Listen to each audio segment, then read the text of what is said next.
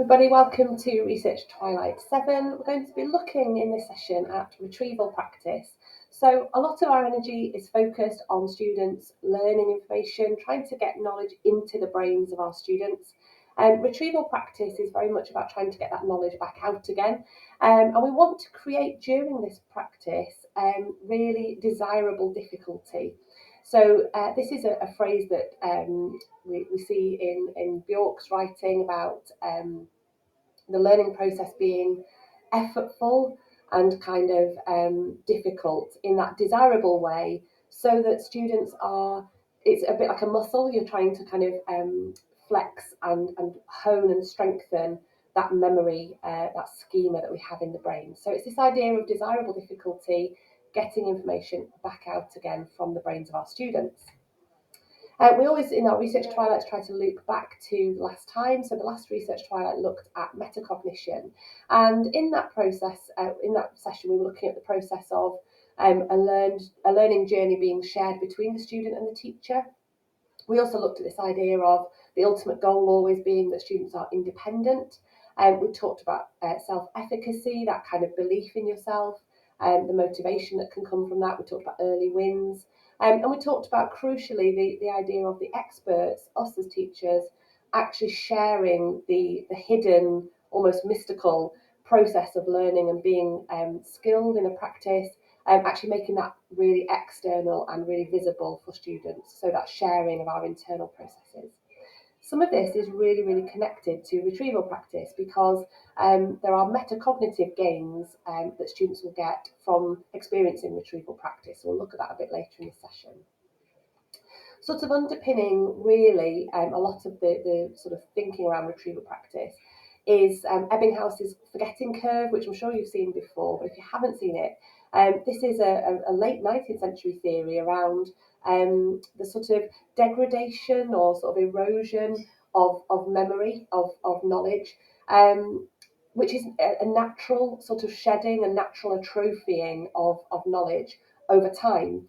So what Ebbinghaus observed was that if you were able to go back to and review or retrieve learning sort of a day, few days, a week or so after the first instance of learning that knowledge, that over time it was better retention was seen in the subjects that he studied. So you can see that the curves become shallower over time. And there's been further studies and further sort of refinement of this theory around, you know, really key kind of windows between the first learning experience and the review. So if you sort of learned something and reviewed it 10 minutes later, it's not going to have quite the same impact as maybe a week later. And certainly not sort of five or 6 months later. So these kind of crucial differences between the timings of when we review. But sort of whichever model you use, the sort of science of the cognitive science behind it is really sound around retrieval, improving retention. I've always seen retrieval practice as mapping directly to Ebbinghaus's forgetting curve, but actually there's more to it, and there's little like gems hidden in the process of retrieval that I was unaware of before, which I want to share with you today. So retrieval practice, one of the sort of documents I've used for this Twilight is available here at retrievalpractice.org. There's a link to it there on the PowerPoint. And they describe the scientists that put this paper together. They talk about the deliberate recall of previously learned information. We know that it has to be, retrieval practice has to be that deliberate accessing of that previously learned knowledge. It is absolutely a learning strategy. It's not an assessment tool, so it sits separately to sort of your like endpoint assessments or quizzes and tests that you're using for assessment purposes. This is a learning strategy. I mentioned before this idea of that slow, effortful, deliberate difficulty, desirable difficulty, and it's going to have really long-term gains for our students.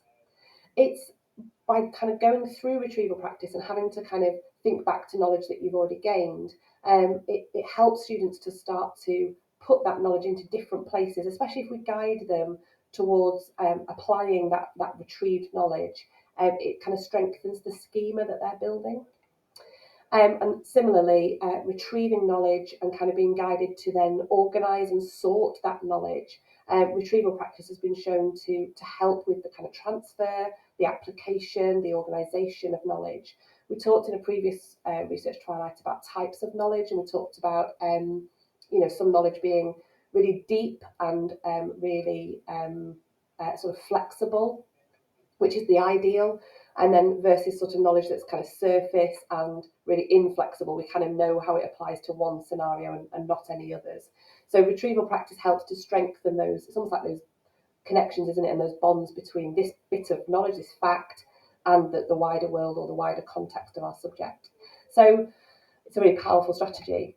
And another thing that retrieval practice does, which sort of feels counterintuitive, and you might sort of have had this feeling, or this myth might have been sort of persisting for you previously. It might feel like, oh, test will kind of increase anxiety around final tests and final examinations. But actually done well and done in a safe environment, in a supportive learning environment, it's been proven over time that retrieval practice will decrease test anxiety. And that makes sense if you think about students just being more confident with the subject knowledge, so that they've got more easy, ready access to the information that they need in a test situation. So it decreases test anxiety as opposed to increased test anxiety, which is fantastic, a great gain as well.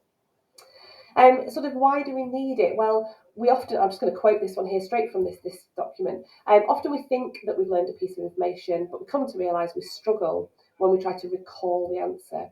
And it is precisely this struggle moment or this challenge that improves our memory and learning. By trying to recall information, we exercise or strengthen our memory, and we are also able to then identify gaps in our learning. That kind of links it to the metacognitive idea of being self-aware, being aware of your own abilities and achievements and the sort of pitfalls that you might be facing.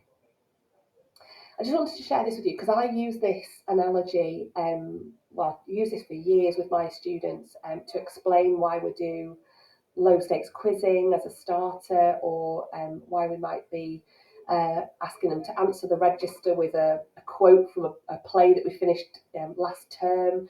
I always share this with my students as an analogy. So bear with me because it's from the brain it's from my brain. It's my idea. It might not work for you, but you might have your own version.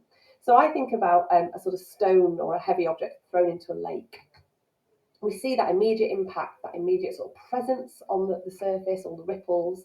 And that's that kind of thing where you think, oh, I've taught them X, Y, and Z. I think they've got it.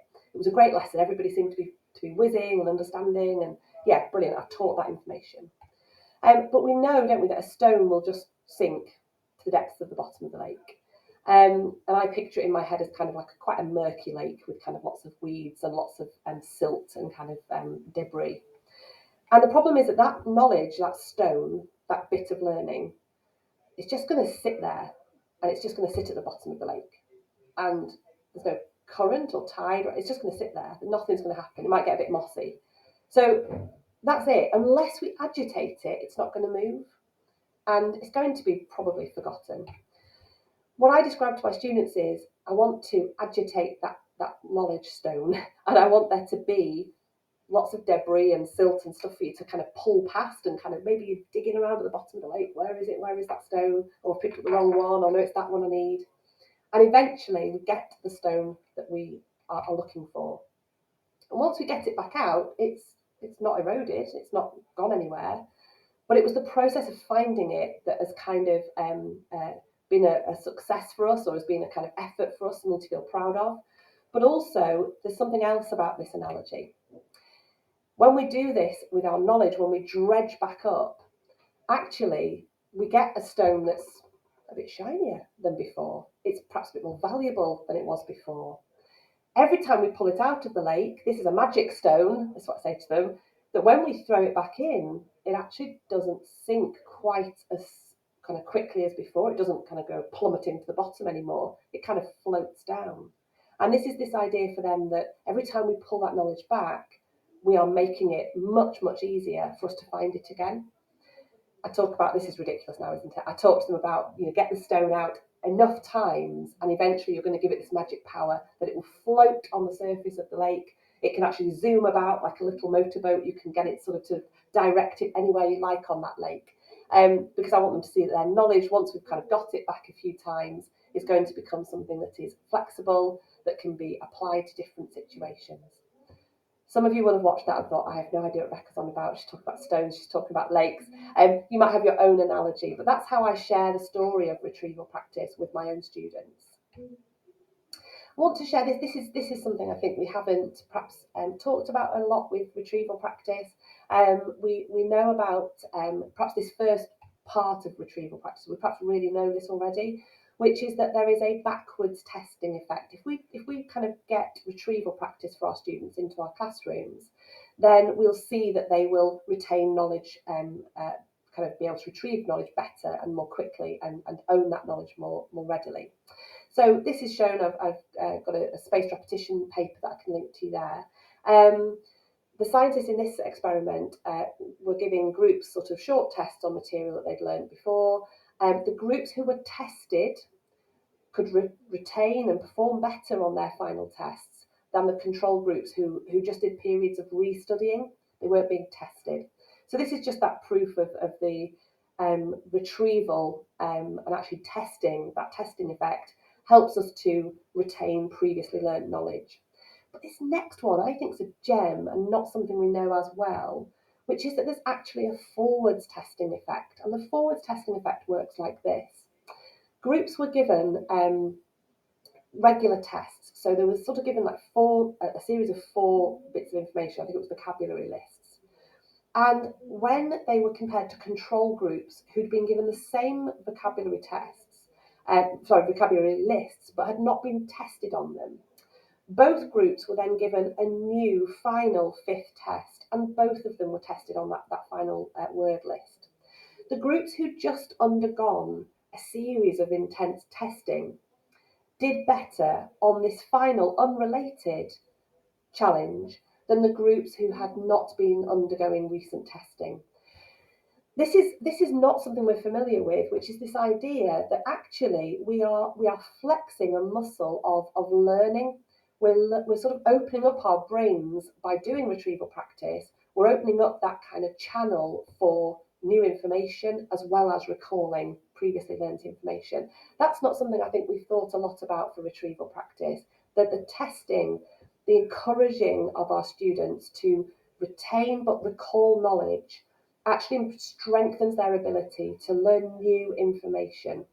So that's worth thinking about, isn't it? That's quite powerful.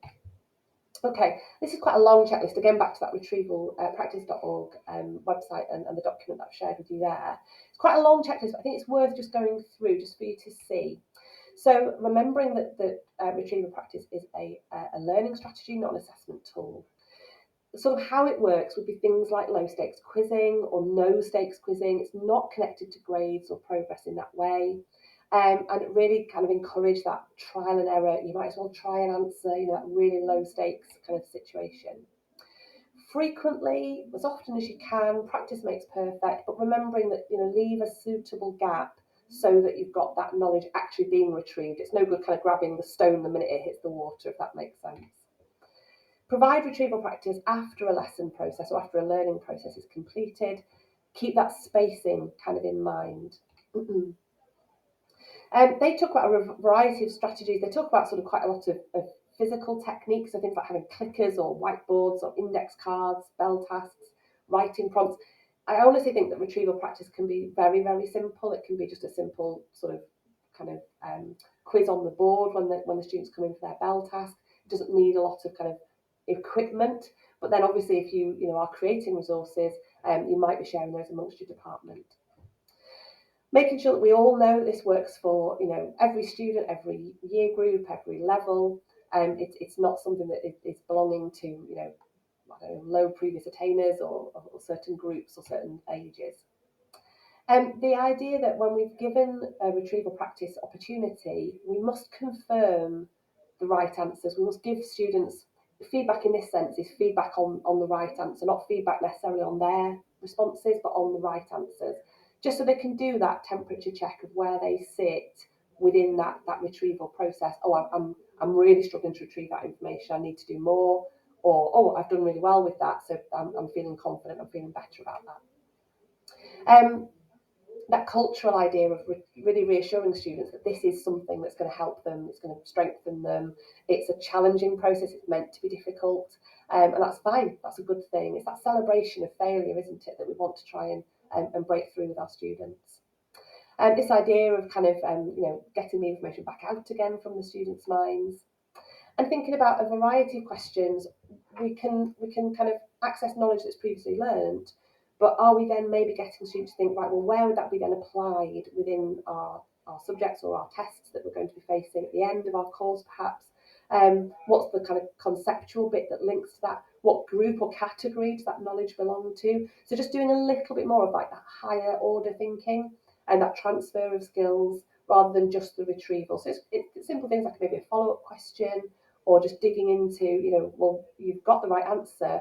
Perhaps what would somebody have said if they'd got the wrong answer? Maybe just prompting them a little bit to think about those alternatives. Just wanted to share with you the EEF, obviously, we link quite often with the EEF materials. And Jade Pearce, who I just think is a fantastic leader, she's a kind of big hitter in the EEF, and she's worked with all sorts of organisations. She's an evidence leader in education. Jade just kind of simplified this in a blog that she wrote recently. She sort of said, get your retrieval questions at the right level to think about the difficulty of the questions you're asking students.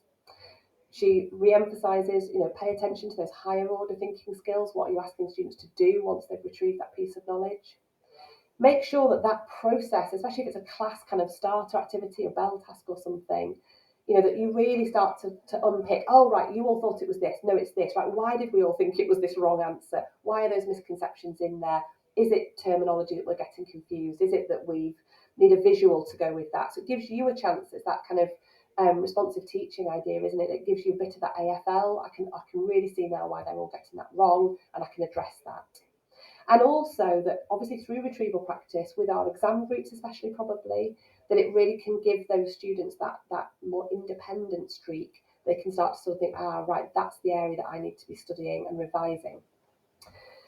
Okay, so the key takeaways today then would be to think about the testing effect, that it works to reinforce knowledge and also to improve students' ability to learn new information. Retrieving knowledge is effortful, and that's good, that's okay. Once we retrieve knowledge, it's important to then apply it. And the timing is key, get that spacing going on.